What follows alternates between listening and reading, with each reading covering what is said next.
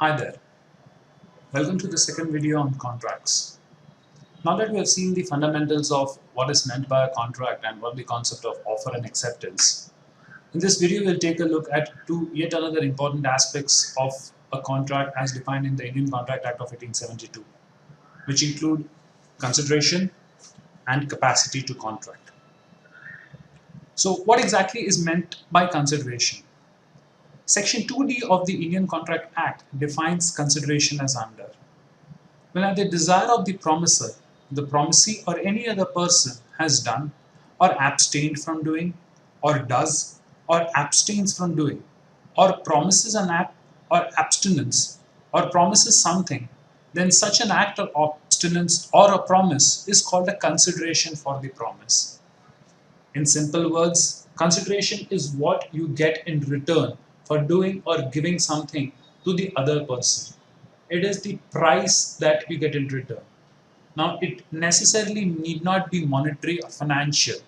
Consideration can even be in terms of goods or services, or merely not doing something which you are legally allowed to do for the benefit of the other person. In contracts, a very simple fundamental goes like this. It says no consideration, no contract, which means that if there is an absence of consideration, then under normal circumstances, such a thing would not be considered a contract. Now, the definition requires the following essentials to be satisfied in order that there is a valid consideration. So it means the first is the consideration is to be given at the desire of the promise. That means the other person should be okay with accepting whatever you are giving as the price for whatever he is giving or doing to you. The consideration is to be given by the promisee or any other person. And the consideration may be in the past, it could be in the present, or it can be in the future. Because the definition, as we saw in the previous slide, very clearly said it could be has done or abstained from doing, or does or abstains from doing, or promises to do or to abstain from doing something. So there should be some act, abstinence, or promise by the promisee which constitutes consideration for the promise. Now, a couple of examples. Let us say A wishes to sell his car to B. In consideration, B can pay him in cash or kind, right? A wishes to sell his car, in return, B could give him money, or B could offer to give him some other item, or B could also promise to perform some service which is acceptable to A, and this would be considered a valid consideration for the car. Another example is that A owns the empty plot in front of B's bungalow. Now, B does not wish to have a building constructed on the plot so that he can have an unobstructed view. So, B can offer to pay a certain sum of money in return of which A agrees to not construct a building on his own land. Now, as this is legal, A's abstinence from exerting his right to construct the building can also be considered consideration for what B has to offer. So this is the basic fundamental of consideration. If there is no consideration, there cannot be a contract. Under nowhere in the definition is it mentioned that there must be adequate consideration. Hence, if it is mutually acceptable, the amount that the other party gets as consideration has absolutely no relevance. Now, supposing A wishes to sell his newly purchased SUV car to B. In return, B offers to pay him 5 rupees. Now, if this is valid and if this is acceptable to both A and B, then one cannot claim that because of inadequacy of consideration, there is no valid contract. This is a valid contract. As long as A is okay with selling his car and getting 5 rupees in return, and B is also willing to do so, there is a consideration, and hence this will fruit into a meaningful contract. Inadequacy of consideration is not mentioned in the principle, and hence one does not have to check whether the exchange being done between the two parties is equivalent in value or not. Now, who can contract?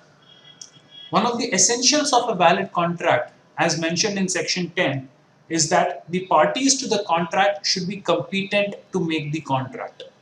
So according to section 11, every person is competent to contract who is of the age of majority according to the law to which he is subject, and who is of sound mind and is not disqualified from contracting by any law to which he is subject. Now, the age of majority is normally considered at the age of 18. However, in the exam, there are certain questions in which it is mentioned that the person who is about to enter into the contract has been appointed a guardian by the Court of Wards. Under such circumstances, when a guardian is appointed, the age of majority of the person in question should be considered at the age of 21 and no other age. Now, the following three categories of persons are not competent to a contract. One, as already we have seen, a person who has not attained the age of majority, that is one who is a minor. I reiterate, the age of minority, if not mentioned, is till the age of 18. If the person has been appointed a guardian by the Court of Wards, then minority extends to the age of 21. A person who is of unsound mind. Now, the definition of unsound mind in law is varied. One, it could mean a person who has some mental infirmity or disease due to ailments, or it simply could be a person who's not capable of taking rational decisions on account of some huge emotional distress or simply intoxication.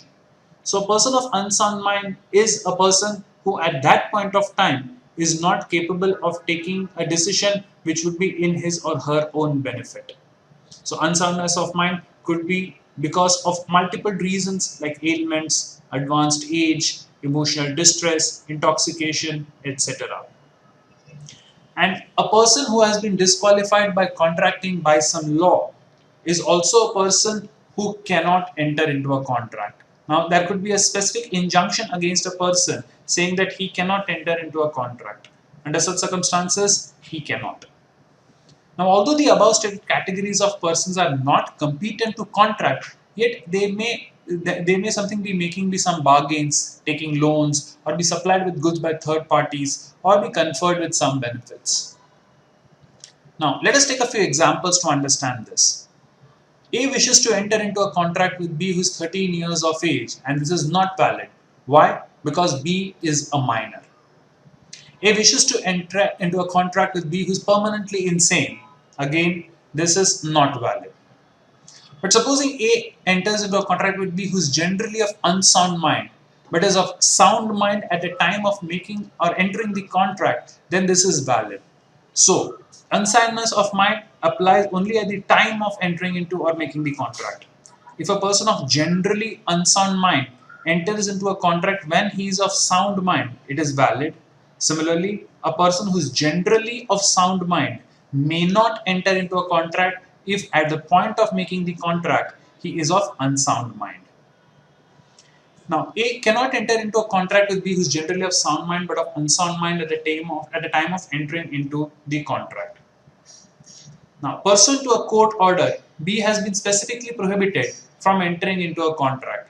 So, under this circumstance, A definitely cannot enter into a contract with B. Note that the visually impaired, Pardanashi women and the aged are also protected and are not generally considered to be competent to enter into a contract. Pardanashi women are not defined as women who are simply wearing a parda, a veil or a burqa. It refers to those women who are totally cut off from society. Unfortunately, even in today's world, there are certain households in which the women are considered to be too protected or are considered to be inferior and are not allowed to interact with outsiders. They are bound within the four walls of their house and not given access to anything related to the outside world. Such women, if deemed Pardanashi, then any contract that they may have unwittingly entered into is not considered a valid one. So I repeat, Pardanashi women is not defined by the mere wearing of a veil, parda, burqa or ghungat, but it has to do with women who are cut off from the society or any social interaction. Who determines whether a woman is Pardanashi or not is simply a question for the law. There is no straightforward blanket prohibition against the category of women. So this is a very brief introduction of what is meant by consideration and what is the capacity to contract. Keep watching this series to know further about contracts as defined in the Indian Contracts Act of 1872. Wish you all the best and have a good day.